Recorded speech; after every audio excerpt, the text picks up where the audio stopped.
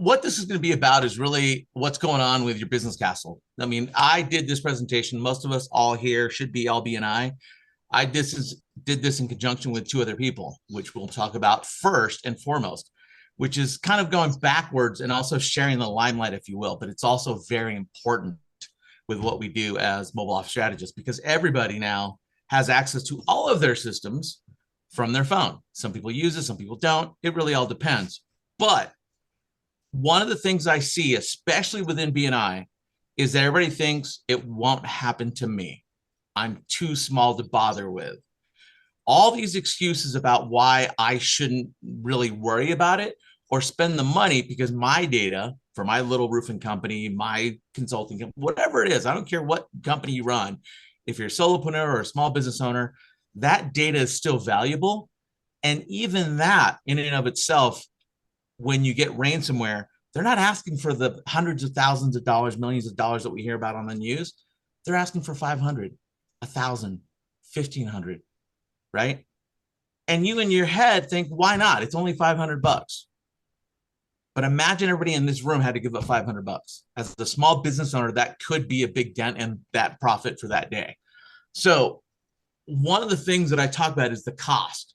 You can read all the costs that are there, but the biggest one here is think about how many people you manage on a daily basis, whether it's clients, customers, whatever it might be.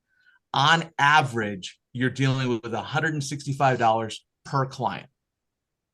You can do the math on your own. How many clients do you have in your database? How much information do you get from them? That's 165 bucks per client potentially as a loss. Again, these are the numbers as of January of 2024. We get reports from Verizon, AT&T, T-Mobile, and all the cybersecurity companies that we partner with, typically every quarter. We're now going into June. These numbers have been far surpassed by what I picked up in January. So if, again, you're thinking that this is something that doesn't happen to you, the small guys, don't let that fool you, right? So why am I going to talk about the cybersecurity policy insurance checklist? This is where it starts, because most people don't realize to get cyber insurance, you have to have all these things in place. You have to have encryption, mobile device management, PCI, PII, and PH compliance. Why the heck am I talking about this? Because I can help build those systems on a mobile device. Most IT consulting companies can help you with this, the MFA, the 2FA, to get all those things in place on your computer, your laptop. But every single time I talk to a client, they're like, oh yeah, I already have my laptops all protected. I'm like, great, what about your phone? Why would I need to do my phone? That is typically the answer, and that is where most of the hacks are now coming from.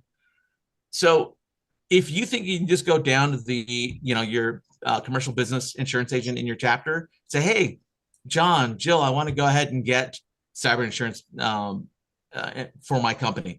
Here's the problem that I hear from all of our cyber insurance policy people that I work with, is that people just check off the boxes when they ask for the compliance. So all the things here, they say, yes, I have this. Yes, I do this. Yes, I do.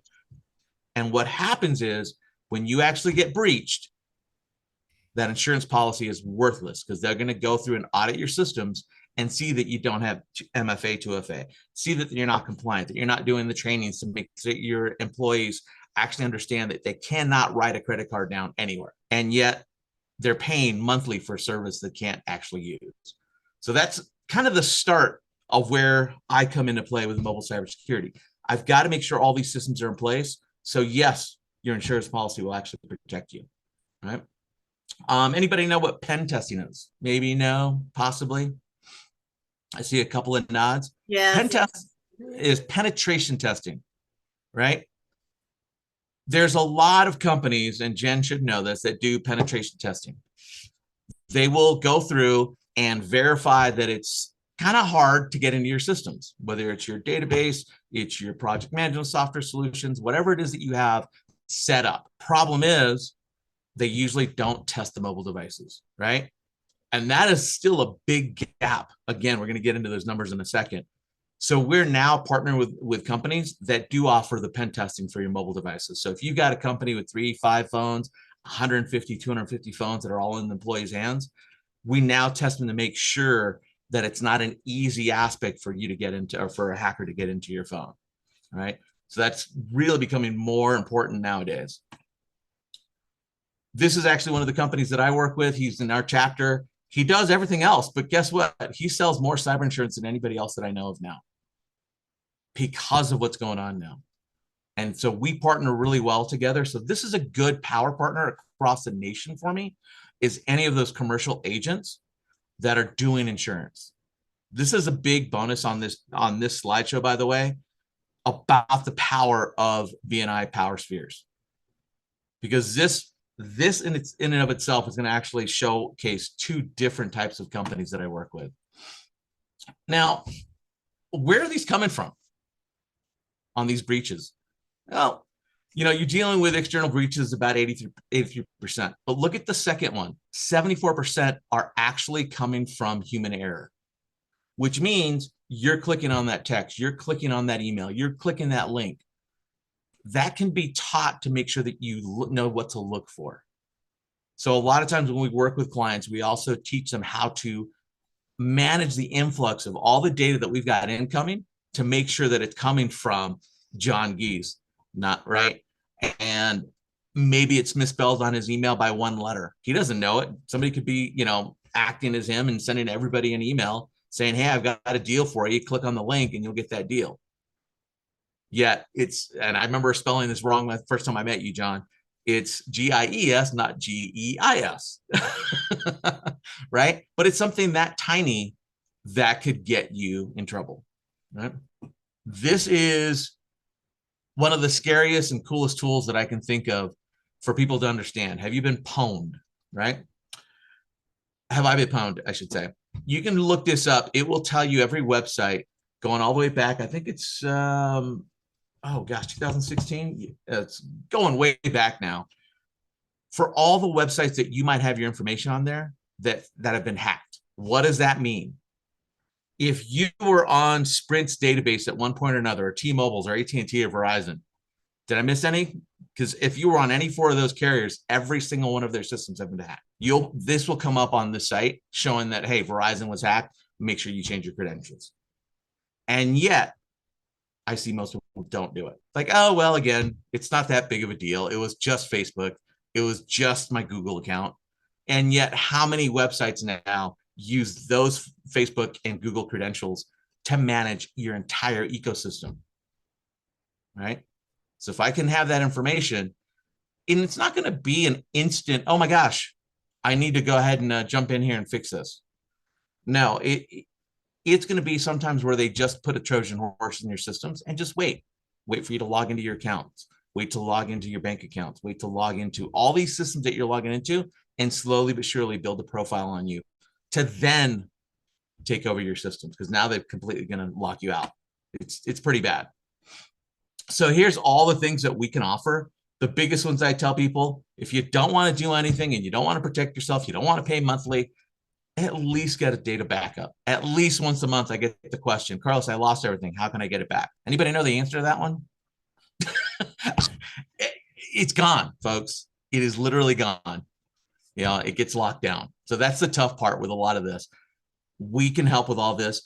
And again, I work with IT consultants a lot of times. They're doing a lot of this already, but nobody's doing it on the mobile side, right? Here's another company, Blue Key IT. Why in the world would I work with an IT company if I'm an IT guy myself? Well, Jen, and I keep using Jen because I know she does a lot of what I do, but in the desktop office world, it's a different language. Microsoft, Mac OS are completely different than Apple OS and Android OS. It took me 5 years working at Verizon to understand that difference.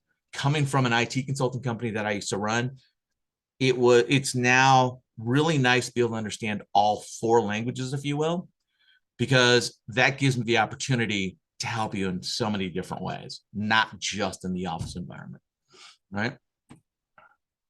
Now, here's where, you know, we all kind of remember this thing called COVID, right? COVID kind of hit us, and at the time, data breaches were about 50% on your desktop laptop and barely 5% on your mobile device. Any venture on a guess as to what changed? That's of 2022 now. Almost 80% of hacks and breaches are coming through your mobile device. And yet you probably don't have anything on there. Right? Oh, and by the way, Apple had their biggest initial breach of their systems this year. One of their largest first ever. Right? Here's all their sources: text, email, Apple apps. Again, not Android. The fallacy of Android being the one that's more prone to getting hacked is not the case. Right? So for all those Apple fans that always say, oh, I get an Apple because it's safer. Not necessarily, right? And what does that do? That's where I come in finally. At the end of all these things that you've hopefully talked to your IT professional like Jen to lock down your office, you've already talked to your cybersecurity insurance agent to make sure you've got the protection on the full system protection, not just, hey, I've got Norton antivirus, right? That is not the protection that I'm talking about, right? We need to really set up systems in place to make sure you're protecting all of the access points, whether it's your desktop, laptop, mobile device, tablet. Unbelievably now, I just recently had somebody ask me, how do I protect my fridge, Carlos? Think about that. How do I protect my fridge? You've got a tablet now on there that needs to be protected too, right? So all these things with mobile device management, internet cellular failover. I mean, we've all had that one instance where Comcast, Xfinity, whoever died on the vine and we were sitting there at home trying to work. We have those options with Verizon, AT&T, T-Mobile. And of course, Apple and Android backups. All these companies at the bottom are some of the few that we work with, and there's a lot more than this. This is what I do. The mobile concierge gives me the ability to run all of your telecommunications, whether it's cellular, free tracking, VoIP systems, expense management, which, I work with folks like Jeffrey over at the expense management with Scully Mitchell. We have partnerships across the nation with folks like Jeffrey to do all that. And of course, the mobile device security, lock it down. I help make that happen. The big picture is we all want the automations. We all want the project managers. We all want the CRM. That's great, but we need to make sure and lock it down. Other than that, here's my information. How's that for quick and simple, folks? Any questions?